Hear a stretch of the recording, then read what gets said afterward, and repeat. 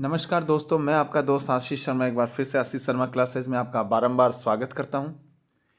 इस बार इस वीडियो में कार्यपत्रक संख्या 21 से लेकर 25 तक का हम अध्ययन करेंगे। कक्षा 6 और 7 के लिए जो प्रभाग हिंदी कार्यपुस्तिका है, जो सत्र 2023 और 24 में संचालित हैं, तो इसमें कार्यपत्रक संख्या 21 से 25 तक का हम अध्ययन करेंगे। अध्ययन करने से पहले मैं आपको बता देना चाहता हूँ कि अगर वीडियो आपको अच्छा लगे तो लाइक कीजिए, कमेंट कीजिए, शेयर कीजिए अपने मित्रों से और सब्सक्राइब करना बिल्कुल ना भूलें। बेल आइकन को दबा दें ताकि आने वाला जो भी लेटेस्ट वीडियो है वो आप तक तुरंत पहुंच जाए। चलिए, ज़्यादा समय व्यतीत न करते हुए हम स्टार्ट करते हैं। पहला प्रश्न है, दिए गए वाक्यों में से विशेषता बताने वाले शब्दों को छांट कर लिखिए। पहला है, काला हिरण बहुत सुंदर है। अब इसमें देखिए, काला और सुंदर ये दोनों विशेषण हैं, विशेषता बताने वाले। तो विशेषता बताने वाले शब्द जो है वो छांटकर हमने यहाँ पे लिखा हुआ है। अब देखते हैं, हिमालय पर्वत बहुत ऊंचा है, तो यहाँ पर ऊंचा जो है वो हमने लिख दिया है। बाग में हरे भरे पेड़ पौधे हैं, तो यहाँ पर देखिए हरे भरे, इसके नीचे अंडरलाइन कर देंगे और यहाँ पर हरे भरे। इसी प्रकार कक्षा में 30 बालक पढ़ रहे हैं, 30 के नीचे अंडरलाइन कर देंगे और यहाँ पर 30 लिख देंगे।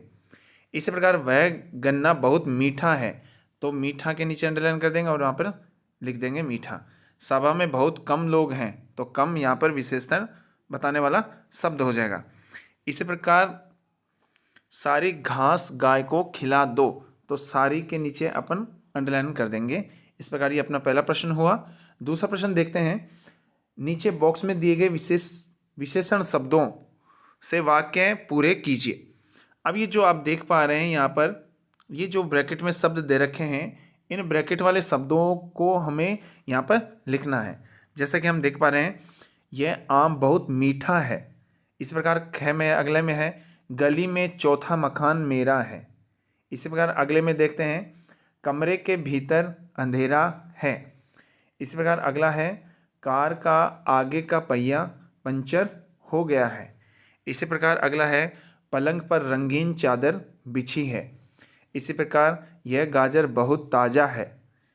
इसी प्रकार रुबीना ने गुलाबी रंग का फ्रॉक पहना है। ये देखिए प्रिंट इसका यहाँ आगे, इसका यहाँ पे आ जाएगा, फ्रॉक पहना था, फ्रॉक पहना था। रुबीना ने गुलाबी रंग का फ्रॉक पहना था। इस प्रकार हमने कार्यपत्रक संख्या 21 का अध्ययन किया है। अब हम देखते हैं कार्यपत्रक संख्या 22। कार्यपत्रक संख्या 22 में देखते हैं, दिए गए शब्दों में से स्त्रीलिंग और पुल्लिंग शब्द ढूंढकर लिखिए। अब इसमें देखिए कुछ शब्द रखे, माता, टीना, राम, किताब, यमुना, बैल, चिड़िया, भाई, गायक, शेर, जोगी और देवी। तो यहाँ पर देखिए आप एक तरफ देख पा रहे हैं स्त्रीलिंग और एक तरफ है पुल्लिंग। इस तरफ जो है वो टीना, देखिए स्त्रीलिंग का है, तो अगला लिख दिया हमने माता, किताब, यमुना, चिड़िया और देवी। ये जो हैं वो सारे के सारे जो शब्द हैं इस तरफ लिखे हुए हैं, ये सारे के सारे क्या हैं, स्त्रीलिंग के शब्द हैं। इसी प्रकार इसमें देखो बैल, भाई, गायक, शेर और जोगी, ये जो हैं वो सारे के कौन से हैं, पुल्लिंग के हैं। इस प्रकार अगला प्रश्न है, दूसरा प्रश्न है, दिए गए एक वचन शब्दों का बहुवचन शब्दों के साथ मिलान कीजिए। जैसा कि आप देख पा रहे हैं यहाँ हमने मिलान किया है, तो कन्या का हो जाएगा कन्याएं। इसी प्रकार सड़क है तो सड़क का हो जाएगा सड़कें। इसी प्रकार पुस्तक है तो पुस्तक का हो जाएगा पुस्तकें। इस प्रकार मैं है तो मैं का हो जाएगा हम। फूल है तो फूलों। अगला जो है वो आपके देखते हैं, तीसरा प्रश्न है, खाली जगह में स्त्रीलिंग शब्द भरिए। अब देखिए जो कोष्टक में यहाँ पे आपके सामने यहाँ पे कोष्टक में जो दे रखा है, इन्हीं का स्त्रीलिंग यहाँ पे इन खाली स्थानों में आएगा। तो देख लेते हैं हम, जैसे माता घर का काम करती है। अब देखिए यहाँ पे जो पुल्लिंग दे रखा था पिता, इसका स्त्रीलिंग क्या हो जाएगा, माता। इसका स्त्रीलिंग क्या हो जाएगा, माता। इसी प्रकार देखते हैं, बहन राखी बांधती है। इसी प्रकार मोरनी सुंदर नृत्य करती है। इसी प्रकार कवयित्री कवि सम्मेलन में नहीं पहुंच पाई। ये ध्यान रखिएगा, ये कवि का जो स्त्रीलिंग है वो कवयित्री शुद्ध इस प्रकार लिखते हैं, ये बात ध्यान में रखिएगा। आगे देखते हैं चौथा प्रश्न, निम्नलिखित शब्दों के बहुवचन लिखिए। बच्चा है तो बच्चे, महिला है तो महिलाएं, खिलौना है तो खिलौने, संतरा है तो संतरे, घड़ी है तो घड़ियाँ, नदी है तो नदियाँ। इस प्रकार जो है कार्यपत्रक संख्या हमने 22 का अध्ययन किया। अब हम देखेंगे कार्यपत्रक संख्या 23। कार्यपत्रक संख्या 23 में देखते हैं हम, नीचे लिखी कहानी को 2-3 बार ध्यान से पढ़िए और कहानी में दी गई खाली जगह में निम्न शब्द को भरिए। अब निम्न शब्द का तात्पर्य ये है कि ये जो आपके ये वाला जो मैं गोला करके मैंने दिखाया है, ये वाले पद दे रखे हैं, इन पदों को आपको यहाँ पे इन रिक्त स्थानों में भरना है। अब देखते हैं, जैसे घोड़े पर सवार एक यात्री ने एक गांव के समीप विश्राम करने के उद्देश्य से अपने घोड़े को रोका। वह स्वयं तो पेड़ की छांव में आराम करने लगा तथा घोड़े को उसने चरने के लिए मैदान में छोड़ दिया। घोड़ा चरते चरते कुछ दूर निकल गया, जहां से कोई अजनबी हाँक कर अपने साथ ले गया। कुछ समय पश्चात यात्री को अपने घोड़े की चोरी के विषय में पता लगा। उसने इधर उधर नजर दौड़ाई। कुछ दूरी पर उसे डंडा पड़ा हुआ दिखाई दिया। उसने वह डंडा उठाया और गांव में पहुंचकर जोर जोर से चिल्लाने लगा, जिसने भी मेरा घोड़ा चुराया है वह उसे तुरंत वापस लौटा दे। एक अजनबी को गांव में इस प्रकार चिल्लाते देख सभी लोग उसके पास एकत्रित हो गए। यात्री ने एक बार फिर चिल्लाते हुए कहा, मैं चोर को अंतिम चेतावनी दे रहा हूं कि वह मेरा घोड़ा लौटा दे, नहीं तो मैं वही करूंगा जो पहले किया था। डर के मारे भयभीत चोर ने यात्री को उसका घोड़ा लौटा दिया। यात्री अपने घोड़े को पाकर खुश हुआ। एकत्रित हुए लोग और चोर यात्री के पास आए तथा बोले, यह तो बताइए कि आपने पहले क्या किया था। मैंने एक नया घोड़ा खरीद लिया था, यात्री ने मुस्कुराते हुए उत्तर दिया। इस प्रकार हम कार्यपत्रक संख्या जो है 23 का हमने अध्ययन किया। अब हम देखते हैं कार्यपत्रक संख्या 24। कार्यपत्रक संख्या 24 में देखते हैं, नीचे दिए गए शब्दों को शुद्ध करके लिखिए। बाहर है तो 12 है, पत्नी है तो पत्नी बड़ा आएगा इसमें। शारीरिक है, अभी देखिए इसमें मात्राओं का फर्क है, यह आपके शुद्ध अशुद्धि में भी आएगा। मात्राओं का फर्क है। मात्राओं में देखिए इसमें री जो है वो बड़ा है, इसमें बड़ा है। इसी प्रकार री जो है वो छोटा है, तो यहाँ पर शारीरिक हो जाएगा। तो इस प्रकार ये शारीरिक जो है वो शुद्ध रूप दे रखा है, तो इसी शारीरिक को रूप को हम यहाँ पे लिख देंगे। इसी प्रकार बीमारी है तो बी में जो है वो बड़ा आएगा, तो बीमारी। इसी प्रकार अधीन है तो इसमें अधीन करेंगे।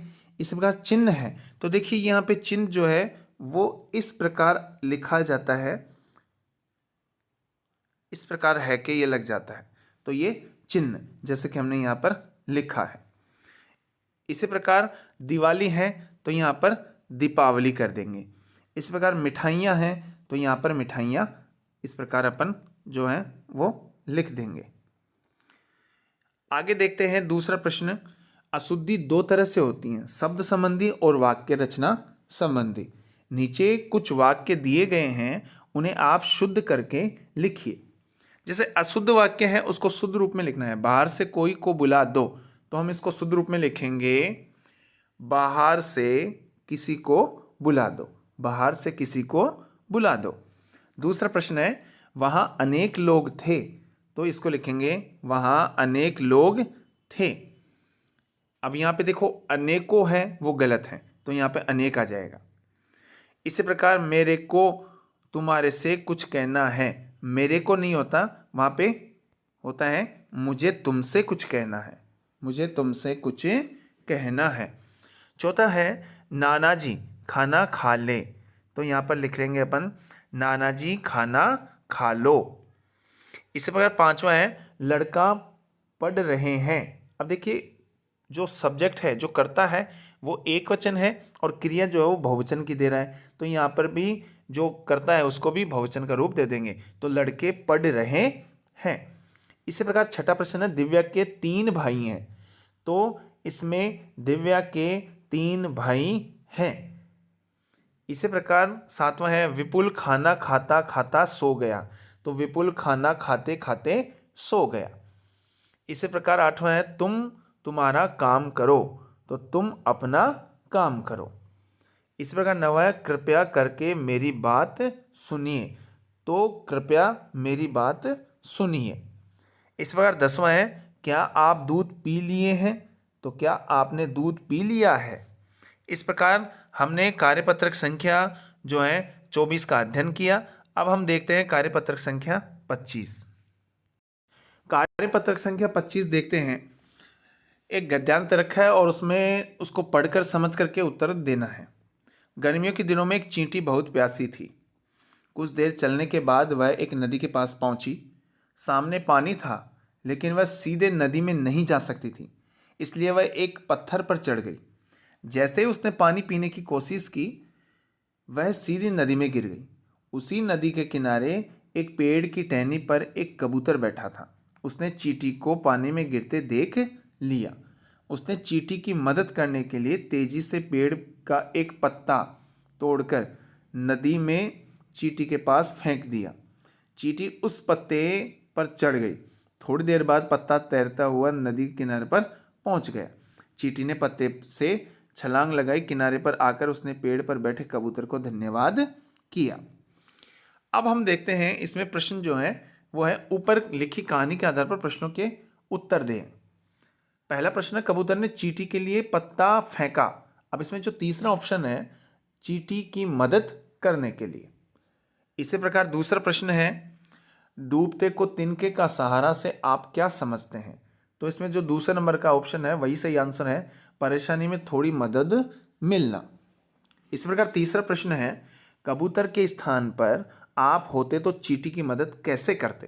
तो इसमें हमने लिखा है हम भी चींटी को किसी पत्ते या लकड़ी के सहारे ऊपर चढ़ाकर बाहर छोड़ देते।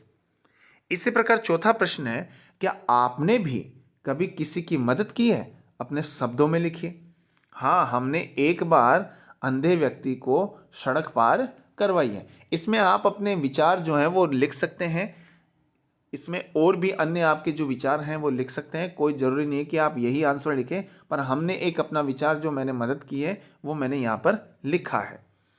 इसी प्रकार पांचवा प्रश्न है नीचे दी गई स्थिति में आप क्या करेंगे।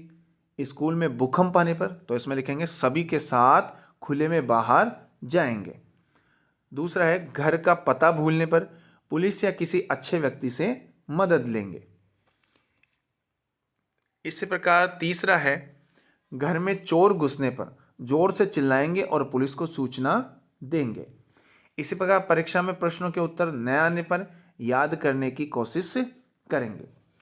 तो इस बार हमने जो है ये कार्यपत्रक संख्या 25 का हम अध्ययन किया हमने।